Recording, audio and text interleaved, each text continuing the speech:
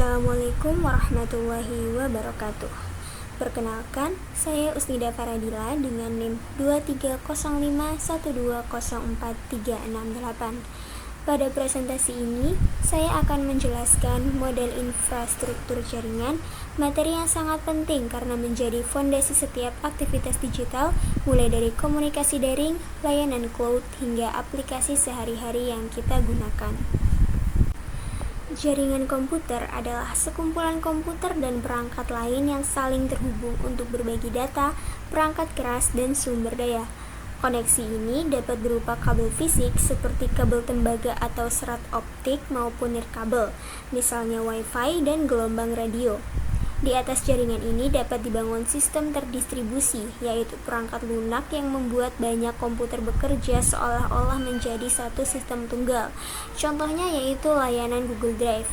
Kita hanya melihat satu antarmuka, namun sebenarnya data kita disimpan dan diproses oleh banyak server yang tersebar di berbagai lokasi. Lalu, apa perbedaan jaringan komputer dan sistem terdistribusi? Fokus jaringan komputer adalah konektivitas, bagaimana perangkat dapat saling terhubung dan bertukar data. Sedangkan sistem terdistribusi fokus pada integrasi. Berbagai proses di komputer berbeda dikoordinasikan sehingga pengguna merasakan pengalaman seperti mengakses satu sistem saja. Bayangkan saat kita melakukan transaksi di aplikasi perbankan. Data transaksi kita melewati banyak server di lokasi berbeda, tetapi kita hanya melihat satu aplikasi yang tampak sederhana. Itulah contoh nyata sistem terdistribusi yang berjalan di atas jaringan komputer. Contoh penerapan lainnya yaitu pada data center. Data center adalah fasilitas fisik berskala besar yang menampung ribuan hingga jutaan server, perangkat jaringan, sistem penyimpanan, dan infrastruktur pendukung seperti sistem pendingin dan catu daya cadangan. Perannya sangat vital, seperti menyimpan data dari perusahaan atau layanan global, memproses dan mendistribusikan informasi ke pengguna di seluruh dunia, menjamin ketersediaan layanan 24 jam penuh agar aplikasi tetap berjalan tanpa henti. Data center dapat berbentuk terpusat, di mana semua server berada di satu lokasi atau terdistribusi, di mana server ditempatkan di banyak kota bahkan negara agar lebih aman dan andal. Perusahaan besar seperti Google dan Facebook memanfaatkan model terdistribusi untuk memastikan kecepatan dan keamanan. Selanjutnya yaitu pembagian jaringan berdasarkan cakupan. Pembagian ini mengacu pada luas wilayah yang dapat dijangkau oleh suatu jaringan komputer. Setiap jaringan dibedakan berdasarkan skala geografis, jumlah perangkat yang terhubung, serta teknologi yang digunakan. Yang pertama yaitu ada PAN, Personal Area Network, jaringan skala pribadi dengan jarak hanya beberapa meter. Contohnya, Bluetooth antara ponsel dan earphone atau infrared pada remote TV. Lalu yang kedua ada LAN atau Local Area Network yang mencakup area terbatas seperti satu gedung, kantor, atau laboratorium komputer. Alamat IP di dalamnya masih dalam satu kelas. Yang ketiga yaitu MAN atau Metropolitan Area Network. Metropolitan Area Network menghubungkan beberapa LAN dalam satu kota atau wilayah, cocok untuk kampus besar atau jaringan antar kantor pemerintahan. Lalu yang terakhir ada Wide Area Network atau WAN, mencakup negara bahkan benua. Internet adalah contoh paling nyata. Masing-masing cakupan menentukan jenis perangkat, biaya, dan teknologi yang diperlukan. Berikutnya ada juga pembagian jaringan berdasarkan akses. Klasifikasi ini didasarkan pada siapa saja yang diizinkan mengakses jaringan.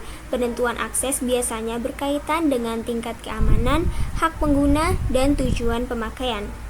Yang pertama yaitu intranet.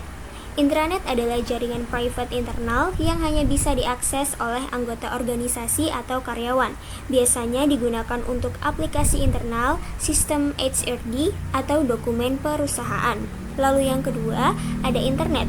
Internet adalah jaringan publik global yang dapat diakses siapa saja dengan koneksi. Semua layanan online yang kita gunakan setiap hari seperti email dan media sosial berjalan di atas jaringan internet. Lalu ada juga pembagian jaringan berdasarkan cara membangun. Klasifikasi ini mengacu pada metode pembentukan dan perangkat keras yang digunakan untuk membuat jaringan, apakah bersifat spontan atau terencana. Yang pertama ada ad hoc, yaitu jaringan yang terbentuk secara spontan tanpa perangkat infrastruktur khusus. Contoh sederhana adalah dua laptop yang langsung saling terhubung melalui Wi-Fi direct untuk berbagi file. Dan yang kedua ada infrastruktur, yakni jaringan yang dibangun secara terencana dengan perangkat keras seperti router, switch, dan access point. Contohnya, jaringan kampus yang memiliki router pusat, switch di setiap lantai, dan access point di tiap ruangan agar koneksi tetap stabil. Lalu selanjutnya adalah topologi jaringan. Topologi menunjukkan pola atau bentuk hubungan fisik antar perangkat. Yang pertama ada topologi bus. Pada topologi bus, seluruh perangkat terhubung pada satu kabel utama. Kelebihan dari topologi bus adalah instalasi murah, desain sederhana, dan mudah menambah perangkat. Sedangkan untuk kekurangannya, jika kabel utama putus, seluruh jaringan terganggu. Proses pengiriman data rentan tabrakan atau collision dan sulit dikembangkan untuk skala besar. Lalu yang kedua, ada topologi star. Pada topologi star, setiap perangkat terhubung ke satu pusat, yaitu hub atau switch. Kelebihan topologi star yaitu jika satu komputer rusak, jaringan lain tetap berjalan, mudah mendeteksi kerusakan, dan keamanan relatif baik. Sedangkan untuk kekurangannya, ketergantungan tinggi pada perangkat pusat, biaya kabel, dan perangkat lebih besar. Berikutnya yaitu topologi ring. Pada topologi ring, perangkat terhubung membentuk lingkaran. Data mengalir satu arah dari perangkat ke perangkat. Kelebihan topologi ring ini yaitu performa lebih baik daripada bus, instalasi relatif mudah, dan biaya cukup rendah. Lalu untuk kekurangannya, jika satu koneksi terputus, seluruh jaringan terhenti. Troubleshooting-nya pun rumit. Lalu yang terakhir ada topologi mesh. Pada topologi mesh, setiap perangkat terhubung ke perangkat lain secara langsung. Kelebihan topologi ini, jalur pengiriman data banyak, collision hampir tidak ada, bandwidth besar, keamanan tinggi. Dan untuk kekurangannya sendiri, instalasinya sangat rumit, memerlukan banyak kabel dan biayanya yang tinggi. Jaringan juga bisa dibedakan berdasarkan media. Dilihat dari media transmisi, jaringan terbagi menjadi wired network yang menggunakan kabel tembaga atau serat optik. Koneksi ini sangat stabil dan cepat, cocok untuk kebutuhan besar seperti data center. Lalu, ada juga wireless network yang menggunakan gelombang radio atau inframerah. Jaringan ini fleksibel dan mendukung mobilitas tinggi. Contohnya, Wi-Fi dan jaringan seluler. Lalu, ada juga jaringan berdasarkan pola siaran. Cara data dikirim dari pengirim ke penerima dapat dibedakan menjadi 3. Yang pertama ada unicast, yaitu metode pengiriman dari satu pengirim ke satu penerima tertentu. Data dikirim langsung dan eksklusif ke alamat tujuan tunggal yang sudah ditentukan, misalnya panggilan video pribadi. Yang kedua yaitu multicast.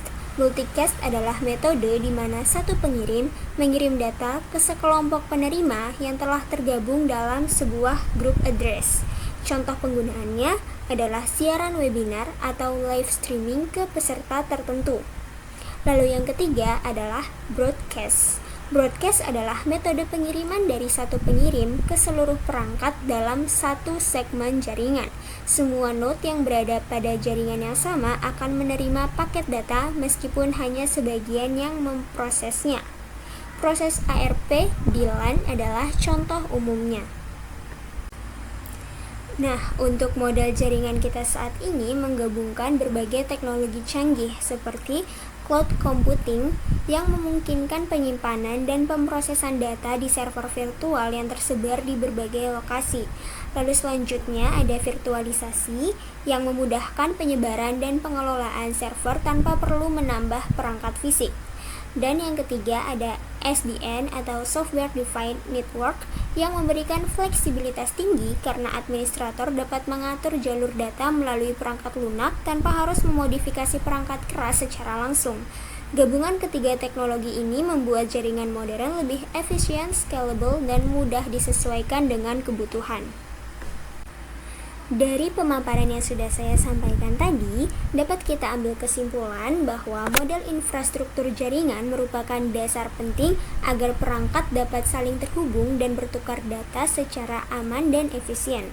Kita telah mempelajari klasifikasi jaringan berdasarkan cakupan akses, cara membangun, topologi, media, dan pola siaran, masing-masing dengan kelebihan dan kekurangannya. Pemahaman ini membantu kita merancang dan mengelola jaringan yang handal, baik untuk kebutuhan pribadi, organisasi, maupun global.